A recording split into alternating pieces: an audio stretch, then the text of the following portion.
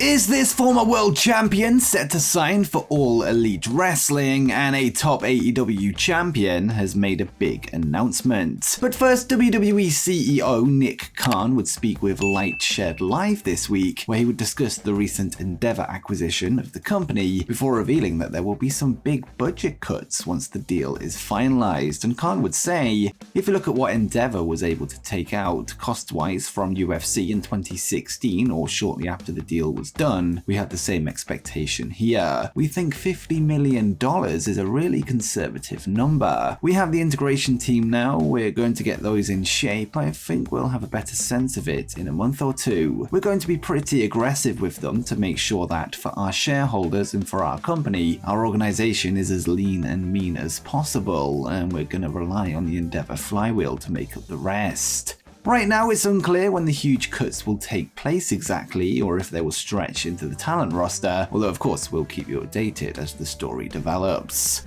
During an episode of SmackDown in March 2022, former WWE champion Big E suffered from severe neck injuries after landing on his head following a belly-to-belly suplex from Rich Holland on the outside. As a result, he fractured his C1 vertebrae and C6 vertebrae, but luckily didn't suffer any ligament or spinal cord damage. Big E has mentioned previously that he will receive his 1-year scan after WrestleMania, something that he has now gone through with him recently appearing on the Battleground podcast, where he provided an update on his health status, and he would note, "It's just a complicated fracture. I broke my C1 and C2 in 2 places. A Jefferson fracture is what it's called. It just takes a little more time to heal. We just did the 1-year scans after WrestleMania. It was a little later because of WrestleMania. We need to sit down with the doctors at some point and figure out what the next step is." From my perspective, I feel great. I have no function issues, no pain issues. I've been in the gym since 2 weeks after I broke my neck. I'm feeling great. Obviously, your neck has to be in certain condition to deal with the rigors of being in the ring on a nightly basis.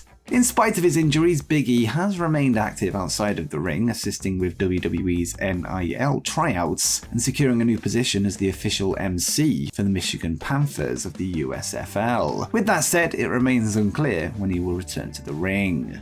Bullet Club leader David Finlay would speak with Justin Barrasso of Sports Illustrated this week, where he would discuss the future of the faction and the direction he hopes it goes in going forward. Having recently took over the reins of Bullet Club following the New Japan Pro Wrestling departure of Switchblade Jay White, Finlay hopes that his era will get the group back on track and said, "We lost sight on what Bullet Club is designed to do. We became obsessed with selling t-shirts. That isn't our intent. Bullet Club is here to disrupt and destroy. This is my Bullet Club. It's going to be the most violent, ruthless version, and it's going to be defined by blood and championship gold." Finlay would then turn his attention to AEW's version of the group, Bullet Club Gold, with him dismissing their involvement in the faction, perhaps teasing another civil war somewhere down the line, and he would say, "Juice Robinson and Jay White, whatever they're doing in AEW, I don't know what that is. Make no mistake, they are not part of the real Bullet Club." And speaking of New Japan, the Bushiroad contract status of current IWGP Women's Champion Mercedes Moné has been a hot topic as of late, with Wrestling Observer's Dave Meltzer recently reporting that she has just 1 date left on her current deal, with this set to go down this Sunday at Stardom's All-Star Grand Queendom event, the all-female promotion's biggest event to date. With that said, it was noted that talks have taken place over an extension, although the result of this weekend's title match remains up in the air with no word on a new agreement. In the midst of the speculation, Mercedes would take to her Instagram story last night to hint that she may be sticking around after all, first revealing that she plans on moving to Japan full-time, before posting a photo of herself outside a Japanese language school with the caption, "Time to learn Japanese." Whilst there has been fan talk of a potential switch to AEW or even back to WWE, it seems for now that Moné plans on settling down in Japan for a while longer, with the result of her IWGP Women's title defense this Sunday against Mayu Iwatani being the biggest tell thus far. In the fall of 2020, WWE would implement a rule barring their talent from pursuing ventures on third-party platforms, such as Twitch, which led to frustrations from both fans and wrestlers alike. This would lead to the closure of many streams belonging to the likes of AJ Styles and Cesaro, with this even being a small factor in some talent wanting to jump to AEW, for example, Adam Cole. It was later revealed during a talent meeting in April 2022 that steps were being made to allow these ventures to open back up, something that we now have an update on. According to Fightful Select, a deal has now been reached between WWE and Twitch, which would allow talent to stream on the platform once again, with them noting, Fightful Select has learned that WWE and Twitch reached an agreement to allow WWE wrestlers back on Twitch with almost no restrictions. Those that we spoke to said the revenue will be a three-way split with Twitch, and the talent take the vast majority of. Almost no restrictions were outlined to us, as not permitting talent to stream with people from other companies unless it's cleared first. Talent we spoke to were very happy about the deal. Whilst there have been complaints from fans that WWE will be taking a cut of any revenue generated, Fightful would clarify that the cut will be, quote, a very small amount, with the bulk of money going towards the individual themselves. Last year, Hangman Page would hit the headlines following CM Punk's all-out media scrum, where the straight-edge superstar would take issue with the Cowboys' prior claims of not wanting to take advice from the veterans in the company. He would make these remarks at GalaxyCon in August when addressing a question from a fan who specifically name-dropped both Punk and Sting as people he could take advice from in AEW. For full context, this is what Page had to say on the matter. Oh boy, I don't know, I'm stubborn. I don't take advice. It's a good question, and that's probably the honest answer. I listen to people say things, but very rarely do I listen hard. I was part of the movement that created the entire company, and I am a world champion. I don't know that I need their advice. I'll certainly listen, but there is something to be said about trial and error, and doing it on our own. I take more pride in that. Not only did Punk reference this in the media scrum, but this was also one of the catalysts for Punk's unplanned call-out of Hangman on an episode of Dynamite, where he called for his apology to be as loud and public as the disrespect. Well, out of the blue last night, Hangman would take to Instagram to attempt to clear the air on the matter, taking responsibility for how the story evolved, and he would write,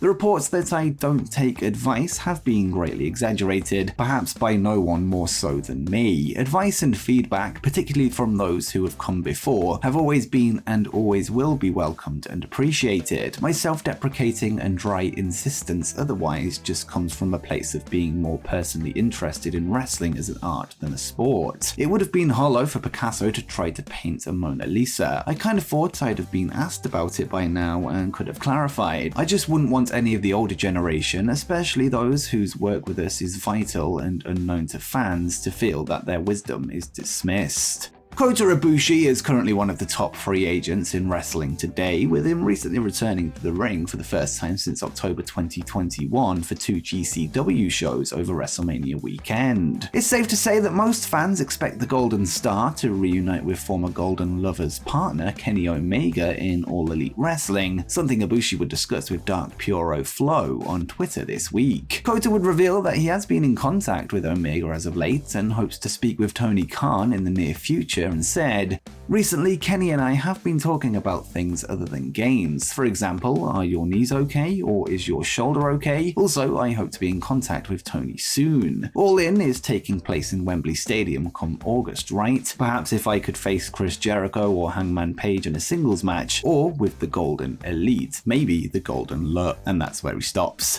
FTR's Dax Harwood has hit the headlines many times in recent months, this since the launch of his FTR podcast alongside Matt Coon of ad-free shows. Unfortunately for fans of the show, Dax would announce on this week's episode that the podcast is officially coming to an end, this after it has caused issues for Dax both online and in the locker room. During the announcement, Harwood would note that his show has caused heat backstage not only for him, but his tag team partner Cash Wheeler, with him also noting that he doesn't want his daughter to see negative stories about him online, and he would say, "The only thing I should apologize for is how the journalists and the news sites took a section of something I said and made it seem like I was such a bad human being. I want to apologize to not only my fans, I want to apologize to the people who already didn't like me and fans of, for example, the Young Bucks, fans of Kenny Omega, fans of MJF, or anybody else who I may have upset. Sometimes what we perceive as the right thing is not the right thing. We towed that line, towed it too much, being a detriment to wrestling, wrestling fans, co-workers, people who used to be my co-workers, people that I respect and love. I got Cash so much heat because I said CM Punk was my friend and I wanted to wrestle him. I got Cash heat. I don't want that. He's my friend. He doesn't deserve that. I don't deserve that. Punk doesn't deserve that."